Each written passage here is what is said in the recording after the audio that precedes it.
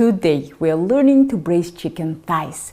It's a fabulous method that produces a crispy skin, very soft meat, and a lovely sauce.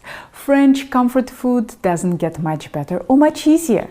What makes this particular braise a bit exotic is the quince. Most of the quince people consume in the US is in the form of a Spanish sweet paste called dulce de membrillo.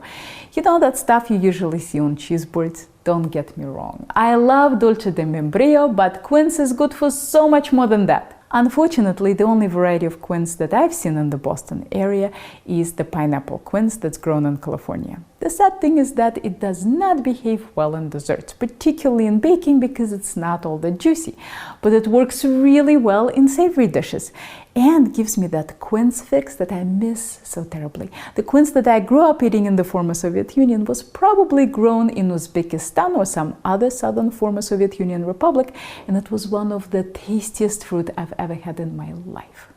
Okay, enough talking, let's cook. If possible, trim and salt your chicken a day or at least a few hours before cooking. This will help it retain more moisture during the long cooking time.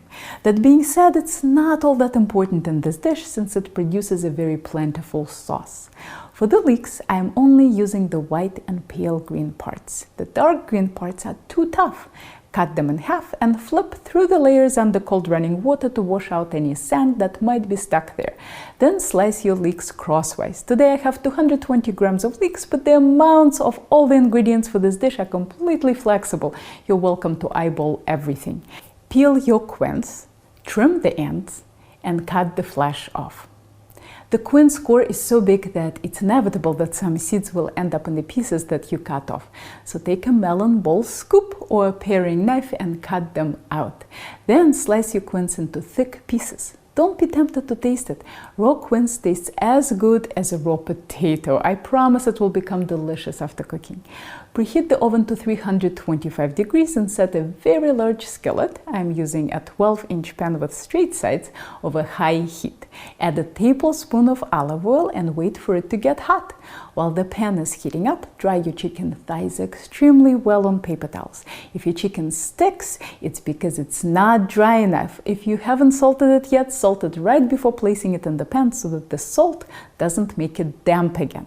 Place the thighs in the pan skin side down. If the first one doesn't produce an energetic sizzle, remove it immediately and preheat your pan longer. Cook the chicken without disturbing for a couple of minutes. It's normal for it to stick a little in the beginning. Just let it be. Once it's brown enough, it will let go easily. Regulate the heat so that the chicken is browning steadily but not burning. While our chicken is browning, let's talk about the pan. This dish can be done in any pan, but the sauce relies heavily on the brown bits left over by the chicken. Which pan you use will determine the amount of brown bits that you'll get. My first choice is stainless steel. Second choice is enamel-coated cast iron. You know, it's stuff like Le Creuset. Besides the fact that it's insanely heavy and overpriced, it's perfectly fine. My third choice here would be the seasoned cast iron because cooking wet acidic ingredients is not great for its seasoning, but it will do. And my last choice would be non-stick because it doesn't produce any brown bits. That being said, even my last choice will produce a very tasty dish. But if you have different types of pan to choose from, I thought it would help you to know the advantages and disadvantages. Also keep in mind that different pans require different preheating procedures. The core of the stainless and non-stick pan is aluminum and it preheats in just a couple of minutes because aluminum is a great conductor. So it's good to put oil in the pan as soon as it gets on the heat. When the oil is very shimmery, that's the sign that your pan is preheated. This approach is not great for cast iron pans whether they are coated in enamel or seasoned. The problem with iron is that it heats very slowly and very unevenly. If you put oil into it right away, the oil might start to smoke because parts of the pan are very hot while parts of the pan are lagging behind.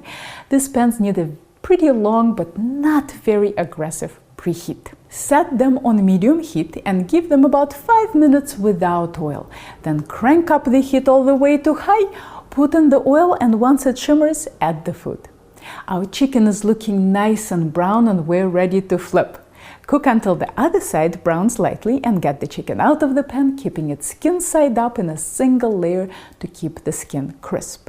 Put the quince in the pan, spread it out so that each piece touches the pan. with its flat side and cook without moving on medium-high heat until brown. This looks good. Let's give it a stir. When the other side gets some color, move the quince out of the pan and add the leeks, a pinch of salt, and a tablespoon of butter or more olive oil. I totally meant to add a couple of chopped garlic cloves, but I completely forgot. As you can see, it's a very flexible dish, so unless the ingredient you are missing is the chicken, it's all good. Cook stirring occasionally until the leeks just start to soften and brown.